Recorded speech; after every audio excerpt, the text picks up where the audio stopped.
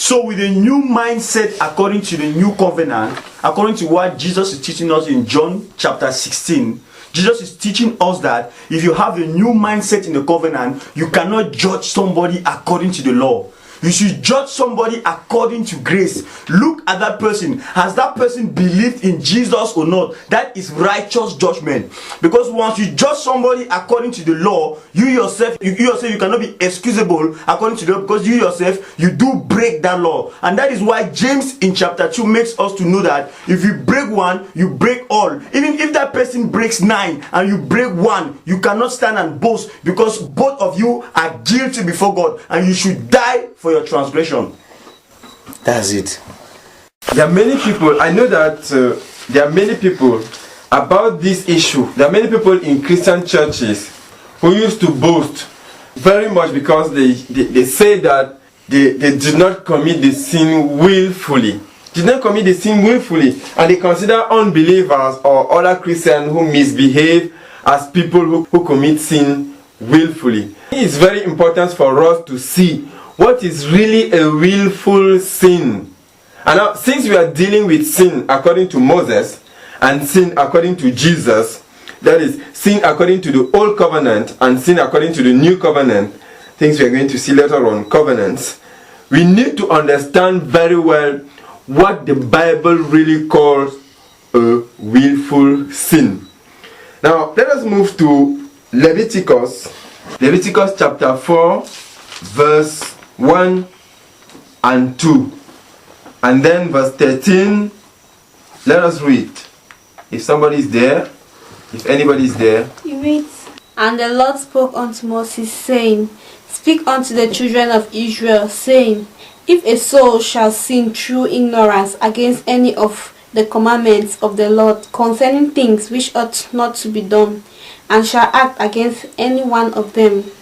Okay, that's all right. All right. I think I should read from the New King James. New King James. It says, "Now the Lord spoke to Moses, saying, Speak to the children of Israel, saying, If a person sins unintentionally against any of the commandments of the Lord in anything which ought not to be done, and does any of them, if the anointed priest sins." Okay, let me go back. If the anointed priest sins, bringing guilt on the people, then let him offer to the Lord for his sin which he has sinned a young bull without blemish as a sin offering. Okay, so what the sister read in her passage, she said, to commit sin in ignorance. It is exactly what is translated in this Bible by what? Unintentionally. By committing sin unintentionally. Let us also move to verse 13. "And if the whole congregation of Israel sin through ignorance, and a thing be hid from the eyes of the assembly, and they have done somewhat against any of the commandments of the Lord concerning things which should not be done, and are guilty." Okay, so we see here that in verse 13 too, people become guilty if they sin unintentionally or in ignorance. But the Bible says that if they sin in ignorance, if they sin unintentionally, they become guilty. Okay, let us continue in verse 22. "When a ruler has sinned and done something through ignorance against any of the commandments of the Lord, he is God concerning things which should not be done, and is guilty." Okay, in my translation, this is what is written, verse 22. "If it is a ruler who sins and becomes guilty of breaking one of the Lord's commands without intending to," that is actually sinning unintentionally, the person becomes guilty. We can also read Leviticus chapter 5, verse 15. "If a soul commit a trespass and sin through ignorance in the holy things of the Lord, then he shall bring for his trespass unto the Lord a ram without blemish out of the flocks, with thy estimation by shekels of silver, after the shekel of the sanctuary, for a trespass offering. Okay. Leviticus 4, from verse 2.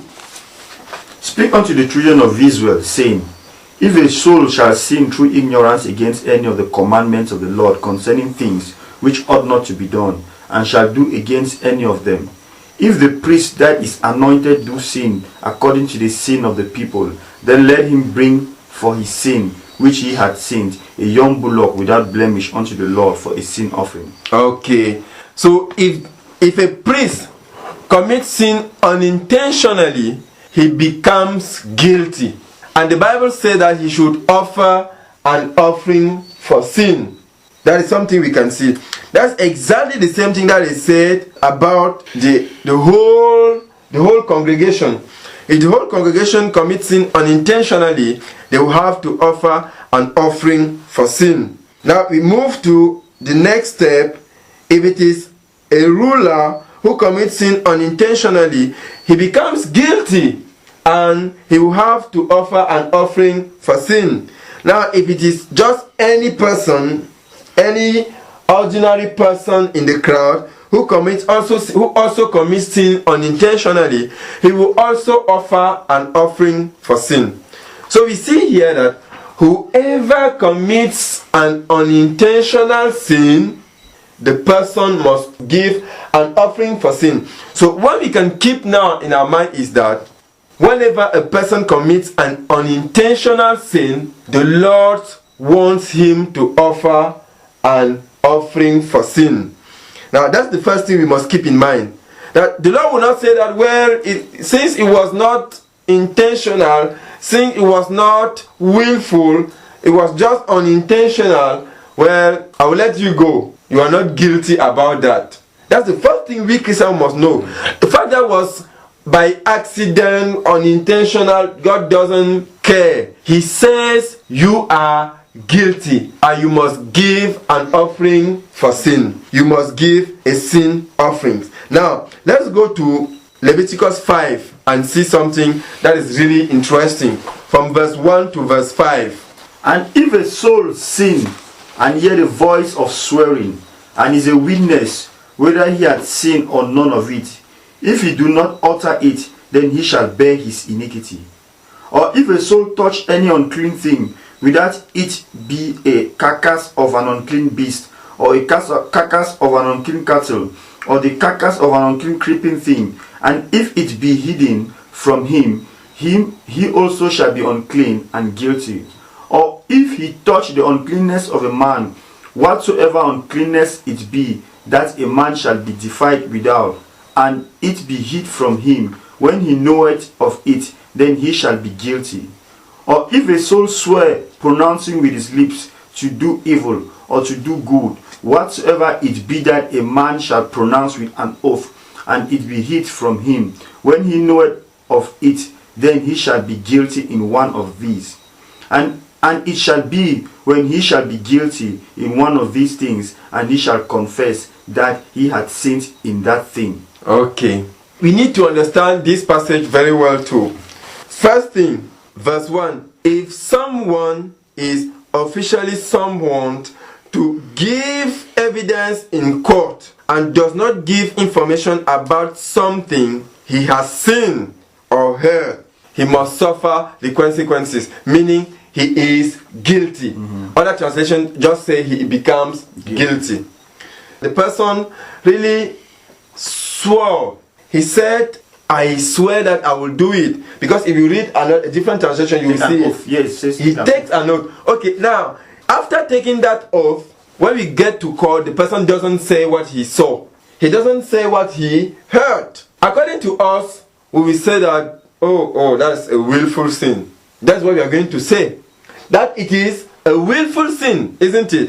That the person knew what the court wanted because he saw. And he even said that he's going to inform the court. He took an oath, but now he's refusing to say what he's supposed to say. We will just conclude that it was willfully that he did it. That's the first thing we must see. The second thing in verse 2, if someone unintentionally touches anything ritually unclean, such as a dead animal, he is unclean and guilty as soon as he realizes that he has done it. As soon as he realizes what he has done. That's very important. The Bible says that he unintentionally, in the first passages, we have already seen what happens with unintentional sins. Unintentional, intentional, the person becomes guilty. So this other passage cannot be contradicting the previous one. So the Bible says in this passage that if somebody touches something unintentionally, when the person realizes it, he is guilty. That's interesting. The first person did not do it. The Bible does not say in the first passage that it was unintentional, but the person is guilty. Here in verse 2, the Bible says that it is unintentional and the person is also guilty. When we move to verse 3, the Bible says, if someone unintentionally touches anything of human origin that is unclean, whatever he may be, he is guilty as soon as he realizes what he has done. Now, we just see it is just the same thing. In the first part, it was an unclean animal. Now it was something that is unclean in a human being. Verse 4, if someone makes a careless vow, no matter what it is about, he is guilty as soon as he realizes what he has done. When a person is guilty, he must confess the sin. No matter what happens, you are guilty. You must offer an offering for sin.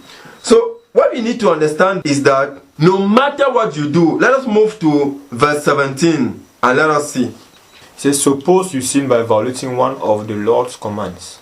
Even if you are unaware of what you have done, you are guilty and will be punished for your sin.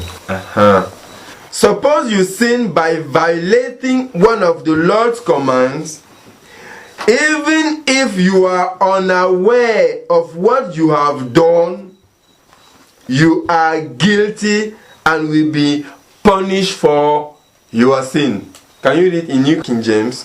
What does it say? Yes, New King James says, if a person sins and commits any of these things which are forbidden to be done by the commandments of the Lord, though he does not know it, yet he is guilty and shall bear his iniquity. Now, can I say that, well, I'm not guilty because I did not know? Can I say it? No. That, well, I did something wrong, but since I did not know, I'm not guilty. That would be creating your own law. And actually, you are free to create your own law. It doesn't matter. It is up to you. You can decide to create your own law. We Christians, we used to create our own laws when the Bible is actually saying things that we don't like.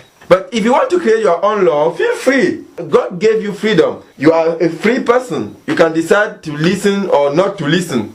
But the Bible teaches that when you have done something, even if you don't know that it is wrong, if that thing is wrong in the law of God, well, you are considered a sinner, you are considered a breaker of the law, and you will be punished accordingly. Clearly, Leviticus chapter 5 verse 17. Actually, if we read in verse 18, so that we not misunderstand what the Bible calls punishment. Because punishment is actually not that you are supposed to be punished. But because of the sacrificial system, God gives you the possibility to offer an offering. Just read verse 18. Okay. Verse 18. For a guilt offering, you must bring to the priest your own ram with no defects. Or you may buy one of equal value. Through this process, the priest will purify you from your unintentional sin, making you right with the law, and you will be forgiven. Okay. I will read from this New King James. If a person sins and commits any of these things which are forbidden to be done by the commandments of the Lord, though he does not know it, yet he is guilty and shall bear his iniquity. And he shall bring to the priest a ram without blemish from the flock. That is very important. We must understand. The person who is thus guilty must bring an offering for sin. Now, when the person brings an offering for sin, the Bible is just showing that God accepts the offering from the person. And we see that it is really according to the previous passage that said that when a normal person commits sin, he will bring an offering for sin. Now, what the Bible is stressing on here is that even if you were not aware of it, you are still guilty. You cannot use the lack of awareness to pretend that, well, you are not guilty. So what you can see here is that whenever God can accept an offering for sin, God considers it an unwillful sin. That's exactly what we can understand. Whenever God does not say that the person will die for what he has done, we must understand that God considers it an unwillful sin. A sin that deserves an offering for sin, meaning that the person will not die, meaning that it is an unintentional sin. Let's move to Leviticus 20. Leviticus 20 and let us read Leviticus 20. We are going to see a completely different mind about sin. From verse 1. And the Lord spoke unto Moses, saying, Again you shall say to the children of Israel, Whosoever he be of children of Israel, or of the strangers that sojourn in Israel, that gives any of his children unto Molech, he shall surely be put to death. The people of the land shall stone him with stones, and I will set my face against that man, and will cut him off from among his people, because he has given of his children unto Molech, to defile my sanctuary, and to profane my holy name. And if the people of the land do in any way hide their eyes from the man, when he gives of his children unto Molech, and kill him not, then I will set my face against that man, and against his family, and will cut him off, and all the chariots with him, to commit harlotry after Molech from among their people. And the soul that turns after mediums and after wizards, to play the harlot after them, I will even set my face against the soul, and cut him off from among his people. Yes, just continue. Sanctify yourselves, therefore, and be you holy, for I am the Lord your God, and you shall keep my statutes and do them. I am the Lord who sanctifies you. For everyone that curses his father or his mother shall be surely put to death. He has cursed his father or his mother, his blood shall be upon him. And the man that commits adultery with another man's wife, even he that commits adultery with his neighbor's wife, the adulterer and the adulteress shall surely be put to death. And the man that lies with his father's wife has uncovered his father's nakedness. Both of them shall surely be put to death. Their blood shall be upon them. I think you can just stop there. When we are listening to Leviticus 20, we just see a different reaction from God. It is clearly stated there, he shall be put to death. Anything, he shall be put to death. He shall be put to death. You are not hearing anything about he is guilty and he is going to offer an offering for sin. In this passage, he shall be put to death. He shall be put to death. You offer your children to Molech, you shall be put to death. You commit adultery with your neighbor's wife, you shall be put to death. You shall be put to death. You shall be put to death. Leviticus 20 is you shall be put to death. That's it. It's completely different from Leviticus 4. So we understand that in the law there are two kinds of sin. There are sins that deserves an offering for sin, or there are sins for which an offering for sin should be given or can be given, because somebody can refuse to give I can imagine that they will ask you to give an offering for sin, and you will say no. Of course, it means that you yourself must die. Because actually, giving an offering for sin means that the offering is going to die on behalf of you. Now, when we move to Leviticus 20, we see that there's another kind of sin where God does not even think twice. You are just put to death. You are put to death physically. Because we are here in the old covenant, the covenant of the law. We are here in the old covenant. That's very important. You are put to death physically. You are put to death physically. We remember very well the first two sons of Aaron. They were instantly put to death when they brought a strange fire. They were instantly put to death, and that is physical death. It's very important to understand that it is physical death. It is physical death. So what we Christians must understand is that sometimes God puts people to death instantly, and some other time God asks people to bring offering for sins. Now, what God calls unintentional sins are sins for which He can accept an offering for sin. That's very important for us to understand. Whenever God accepts an offering for sin, that is considered an unintentional sin. Whenever God accepts an offering for sin, that sin is considered an unintentional sin.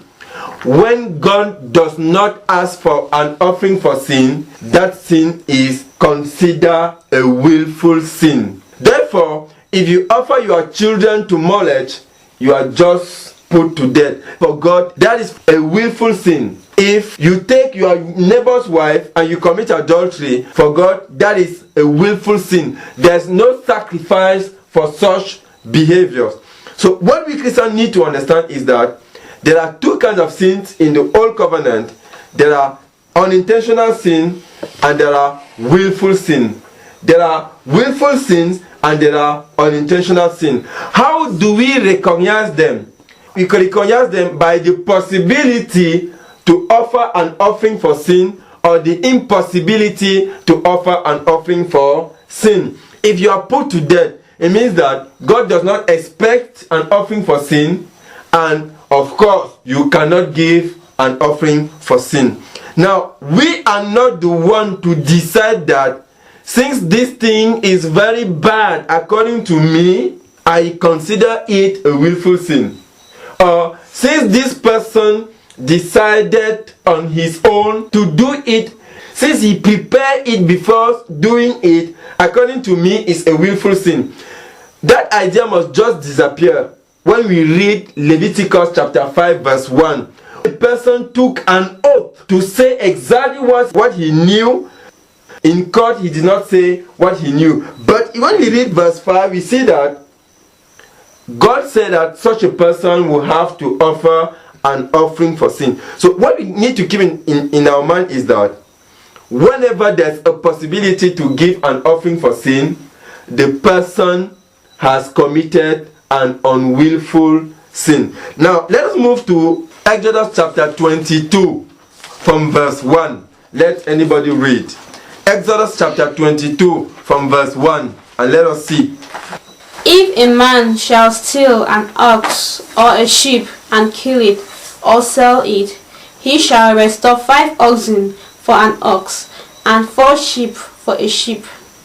If a thief be found breaking in and be smitten that he dies, there shall no blood be shed for him. If the sun be risen upon him, there shall be blood shed for him. For he should make full restitution. If he has nothing, then he shall be sold for his theft. If the theft be certainly found in his hand alive, whether it be an ox or a donkey or sheep, he shall restore double. If a man shall cause a field or vineyard to be eaten, and shall put in his animal, and shall feed in another man's field, of the best of his own field, and of the best of his own vineyard shall he make restitution. What is important for us here, it is to look at this person who is going to steal. Let us just imagine in our house church, they are presenting us a brother who has stolen. What are we going to say? He went to the field and found somebody's animal and he took it. What are we going to say? Is it willful or unwillful? Willful. We are going to say that the person, when he prepared it the whole night and he went at 2 a.m. Well-planned act. That's how we humans are. We are very harsh.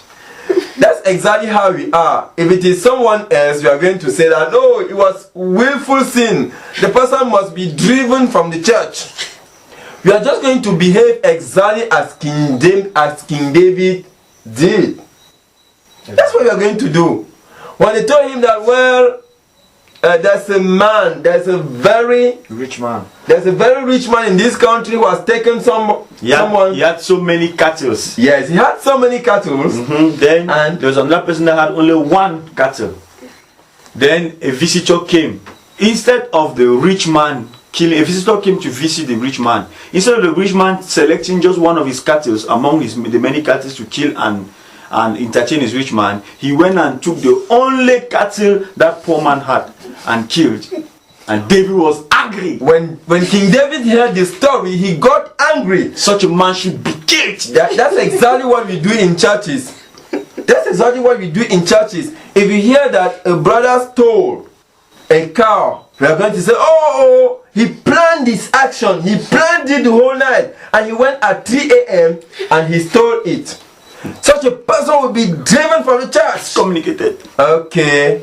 Now, when they tell us that it is our own son, well, we begin to hesitate and we say, well, We start thinking a little bit of grace. we begin to think about A grace. little bit of grace. That's exactly. Anyway, if King David did it, we can also do it. And that's what we used to do. And that is what King David did to his son Absalom. Yes. When his son did crimes and they wanted to finish his son, he did not want that they should do something bad to his son. Yes. Yes, he thought grace about his son Absalom. Exactly. Now, when they told King David that he was the rich man, he began to weep and to beg for mercy. So when something concerns somebody else, we give a terrible decision about it and we say, oh, this person must be punished, severely punished. You are the We first to judge the judge. person. Now, when we realize that actually that person is ourselves, we begin to change. We begin to plead for mercy. Now, what is happening here? God is showing us somebody who is going to steal a car.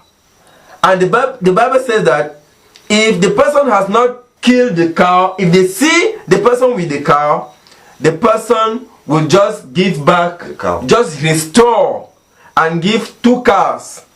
If I already sold the cows, he will give 5 cows. What does it mean? We need to understand the story very well based on what we have already seen. If God does not say in this passage that the person must be killed, and instead that the person must restore, it means that God does not consider it a willful sin. That's the most important you must understand here. But if we see somebody who has stolen a car, we are going to say, oh no, you cannot go and steal a car by mistake. You cannot. It is willful. You surely plan it. Even 5 days before, you surely plan it. That's how we humans behave. But we should not take it for God's will. We should not take it for God's teaching. God's teaching is God's teaching. Our own emotional thinking is our own emotional thinking. Because our own emotional thinking is always changing. What God considers an unwillful sin is an unwillful sin. And God is saying here that if somebody goes and steals a car, that person must be considered somebody who has committed an unwillful sin, an unintentional sin. And that person must restore what he has stolen. If they found the thing he has stolen still in his hands, he must restore double. If he has already sold what he has stolen, he must restore 5-fold. Exactly what the Bible says. So this thing must help us to begin to think a different way. To begin to think a different way. Not thinking that since somebody planned to come and slap you, that person has committed a willful sin. This must help us to begin to see what the Bible calls a willful sin and an unintentional sin a different way. Very, very important. Now, I was explaining that this explanation we are receiving here are the explanation of the Old Covenant, and they concern the flesh. When God is smitten people here, it is smitten their flesh, their physical body. And the fact that God is smitten people in the Old Covenant does not mean that those people are going to enter hell. It's very important. They have committed a willful sin, yes, but since they are in the Old Covenant, that willful sin will kill their body. That's very, very important. It is possible that that willful sin will also lead to eternal damnation, but the first thing we must understand that the fact that God has killed the person does not mean that the person will enter hell. That's the example we can see here with even Moses himself. Moses did not enter the promised land because God killed him. He disobeyed. God killed Moses. God asked Moses to go and talk to the rock so that water will flow. Moses did not talk to the rock. He instead struck, isn't it? And God got angry and he told him, you will not enter the promised land. Now, will Moses go to hell? Will Moses go to hell? No. No. At the transfiguration we saw him, isn't it? At the transfiguration we saw him. That is a clear evidence that Moses will not go to hell because God killed him. And because God killed him and refused him to enter the promised land. We need to understand that when God kills somebody in the Old Covenant, it does not mean that that person is going to enter hell. It's very, very important. So what we need to understand about this thing of willful sin and unintentional sin. Whenever God accepts an offering for sin, that is considered an unintentional sin. Whenever God accepts an offering for sin, that sin is considered an unintentional sin. When God does not ask for an offering for sin, that sin is considered a willful sin. And those things must be understood differently according to the covenant. Now, we have already seen what it was in the Old Covenant. Now, let us move to the New Covenant. In the New Covenant, there are willful sins, there are also unwillful sins. And now, what are unwillful sins in the New Covenant? What are willful sins in the New Covenant? Because even in the New Covenant, there are two kinds of sins. And the Bible teaches us about those kinds of sin. Those two kinds of sins. It is in 1 John chapter. If you see your brother committing a sin that does not lead to death. 1 John 5 verse 16. If any man see his brother sin a sin which is not unto death, he shall ask, and he shall give him life for them that sin not unto death. There is a sin unto death. I do not say that he shall pray for it. Okay. We see in this passage that there are two kinds of sin. No, there's a sin that leads to death, and other ones don't lead to death. If you see a Christian brother or sister sinning in a way that does not lead to death, you should pray, and God will give that person life. But there is a sin that leads to death, and I am not saying you should pray for those who commit it. But there's a sin that leads to death. What we need to understand is that there's a sin that leads to death. There's a sin. The Bible says that there's a sin. The Bible does not say that there are many sins that lead to death. there's a sin that leads to death. This means there's a sin that leads to death and other sins don't lead to death. Let us move to Matthew chapter 12 verse 31. Matthew chapter 12 verse 31. We are going to see it perfectly with a statement from Jesus. Matthew 12. Matthew 12 verse 31. Therefore I say to you, every sin and blasphemy will be forgiven men, but the blasphemy against the Holy Spirit will not be forgiven men. Every sin will be forgiven to men, but the blasphemy against the Holy Spirit will not be forgiven. So we can see it very clearly. The Bible says in 1 John chapter 5 verse 16 that there's a sin that leads to death. And here Jesus is saying that the blasphemy against the Holy Spirit will not be forgiven, whereas all other sins will be forgiven. So we understand that in the new covenant there are two kinds of sins: the sins that don't lead to death and one sin that leads to death. That one sin that leads to death is the blasphemy against the Holy Spirit. That's very, very important. All other sins don't lead to death. That's why Jesus says all other sins will be forgiven to men. That's why we said earlier here that people will not go to hell because they break the law. Actually, people will not go to hell because they break the law. People will go to hell because they reject Jesus Christ. People will not go to hell because they break the law, because we all break the law. We all break the law. But when you become now a Christian, you must accept that Christ is the end of the law.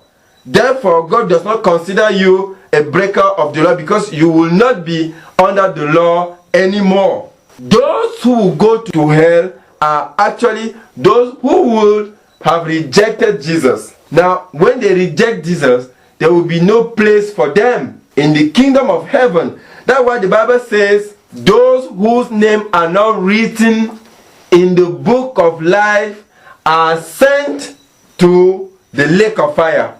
In Revelation chapter 20, those whose names are not written in the book of life are sent to the lake of fire. Your name is written in the book of life when you accept Jesus.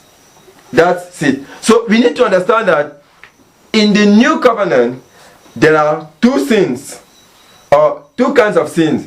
That there is one kind that includes only one sin, the blasphemy against the Holy Spirit. And that blasphemy against the Holy Spirit is also the sin that leads to death. And that sin can never be forgiven. The other kinds of sin include all other sins. The other kind of sin includes all other sins. That's why Jesus says, every sin and transgression. In the other translation they said, every sin and every blasphemy and every transgression will be forgiven to men, apart from the blasphemy against the Holy Spirit. Therefore, what can we conclude? We therefore conclude that when we look at what was happening in the Old Covenant, anytime anybody will commit a willful sin, the person will be stricken to death. In that Old Covenant, it was physical death because we were in the Old Covenant.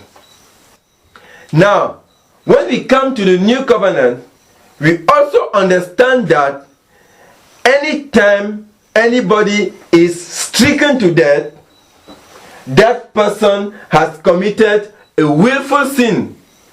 But now we must watch out.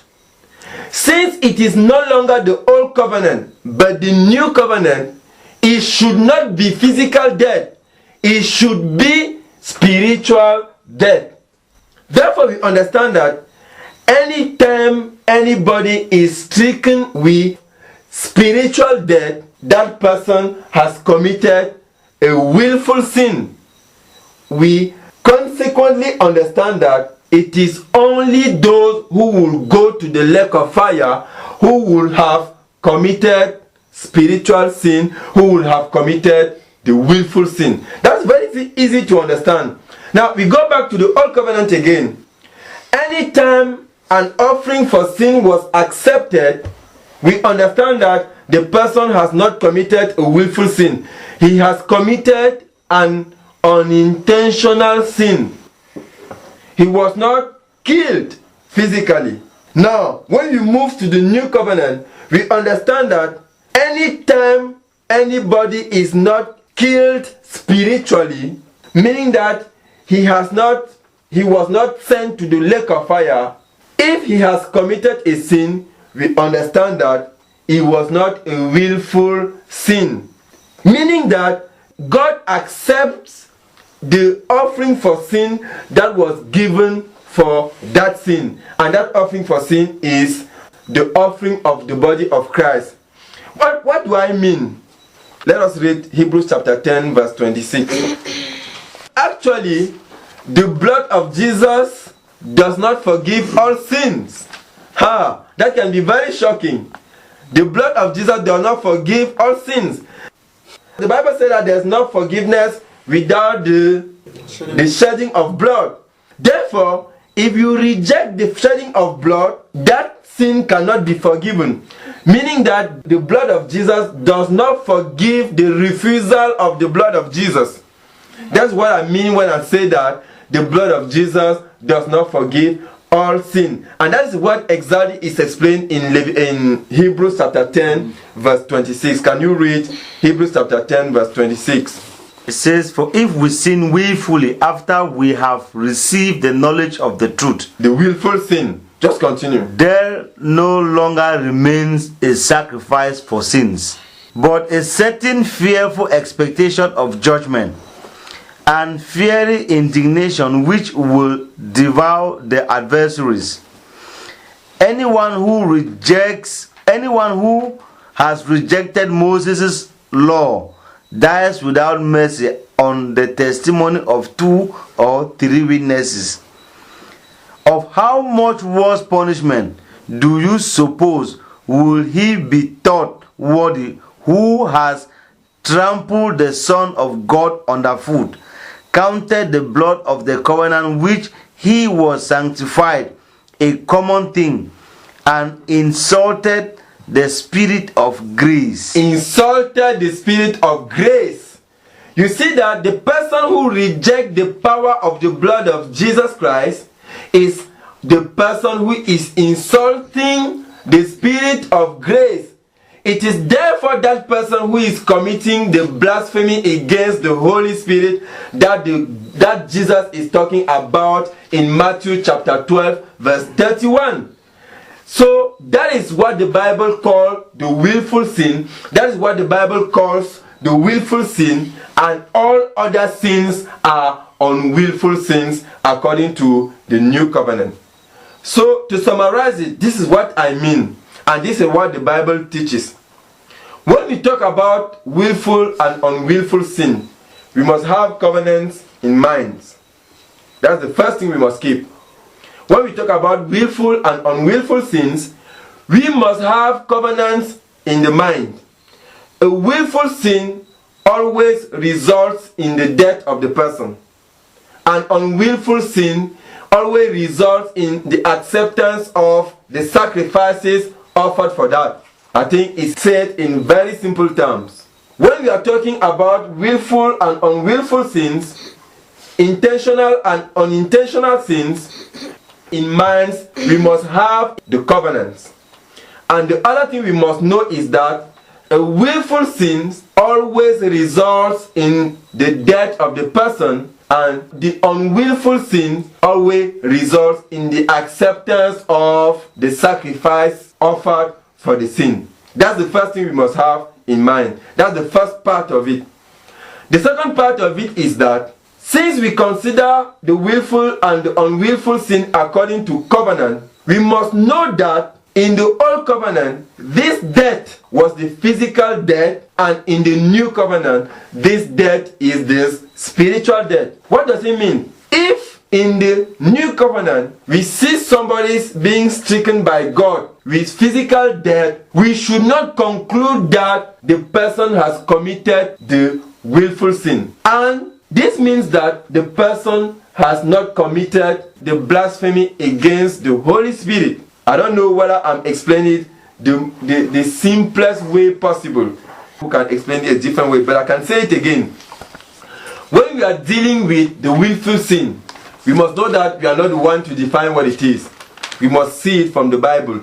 It's not because I prepare to come and slap you that it is a willful sin. No. They slapped Jesus himself, isn't it? Mm-hmm. And when those people finished crucifying him, he said, "Oh, my Father, forgive them because they don't know what they have done." They don't know what they have done.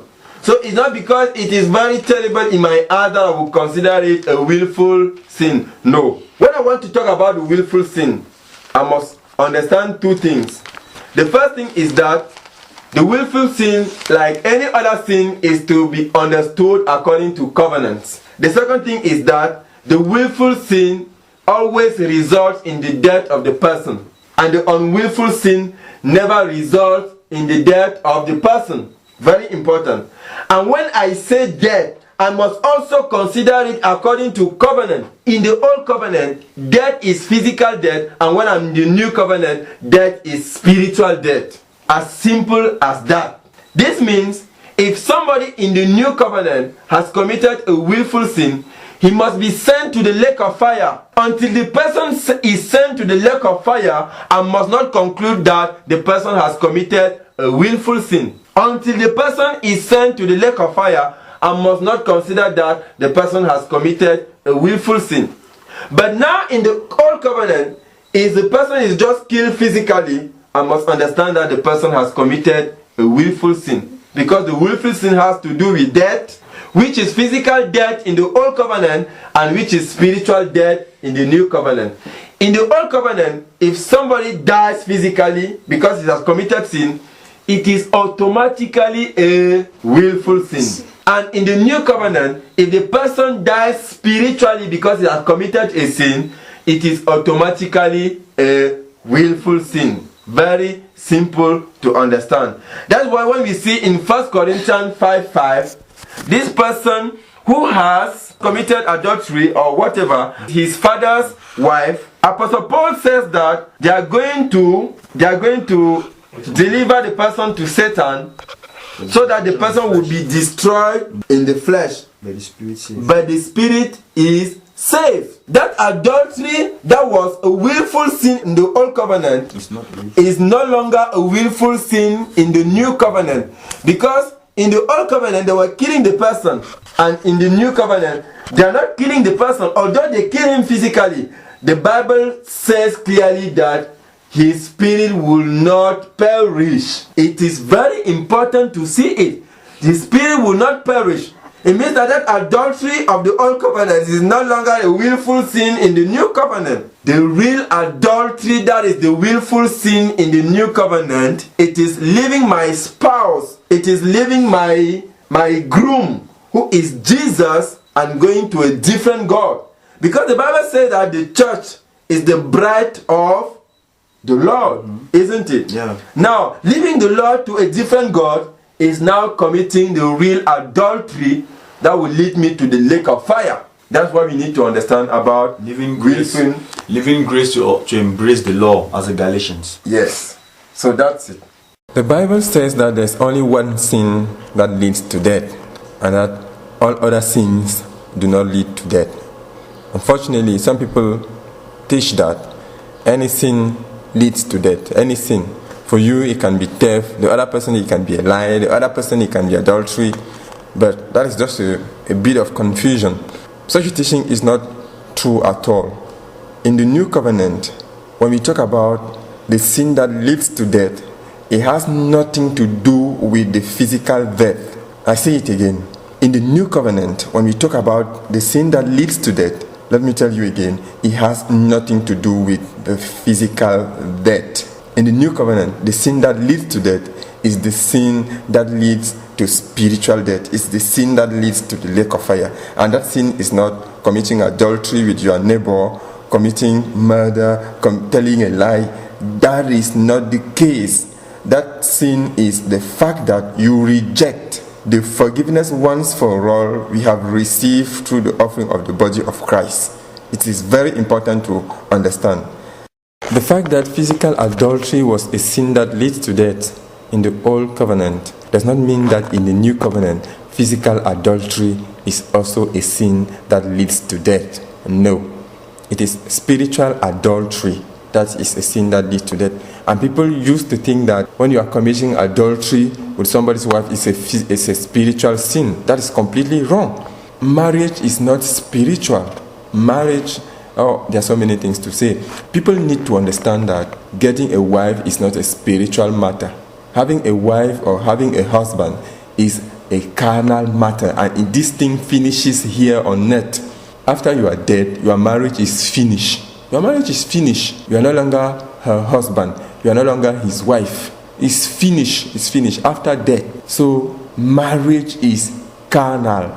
Marriage is carnal. Marriage is not spiritual. Instead, the carnal marriage or the physical marriage, that is getting a wife on earth or getting a husband on earth, has a spiritual equivalent. And that spiritual equivalent is that the church is the bride of the Lord. That's the spiritual equivalent of our physical marriage. Marriage is not spiritual. So we need to understand that even if physical adultery was a sin that leads to death in the old covenant, it's not a sin that leads to death in the new covenant. Even if the person has been killed physically, it's very important. That's why the Bible says that both will become one flesh. Man should leave his father and mother and take his wife, so that both will become one flesh, not one spirit, one flesh. Even if you are physically killed after committing adultery, it is not a sin that leads to death at all, because the fact that you've been killed is just the wages of sin in the flesh. And that will happen to everybody, apart from a few people who will happen to be alive when Jesus is coming to take the elect. They will just happen to be alive. It's not because they will have done something special that they will be alive at that time. No. So even if you are killed physically, it's not a sin that leads to death, because that physical death is the wages of sin in the flesh, and everybody will have the wages of sin in the flesh, because our father Adam sinned in the flesh. So we need to understand very well the willful sin. Even in the old covenant, all illegal sexual intercourses did not lead to immediate death at all. They did not lead to immediate death. That's why we need to think over and over again before teaching anything on the willful sin. In churches today, people are giving the impression that, sexual immorality is the worst, and that anybody should be killed for that.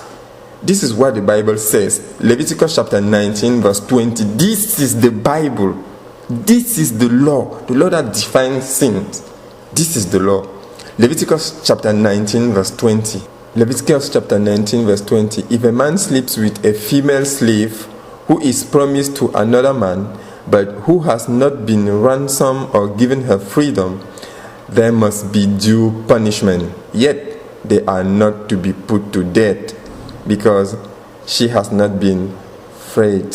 The man, however, must bring a ram to the entrance of the tent of meeting for a guilt offering to the Lord. We are hearing here God accepts an offering for sin. So it is not a willful sin.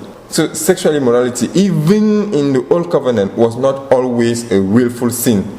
But in churches today, breakers of the law are always condemning other breakers of the law.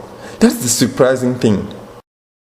The father, mothers, brothers and sisters and pastors, what have been your definition about sin for so long? How have you been hiding as far as sin is concerned? How hypocritical have you been? For how long have you been judging your brothers and sisters, thinking that you are better than them? Today, the Lord Jesus Christ has revealed to you the depth of your heart. Today, the Lord Jesus Christ has revealed to you what sin is all about according to the law. Today the Lord Jesus Christ has revealed to you that according to the law, all mouths will be shut up, that you cannot boast and claim that you are righteous. You should just accept the word of God and make a self-evaluation of yourself and believe that according to the law, you are a sinner, and accept the truth as it is told to you today.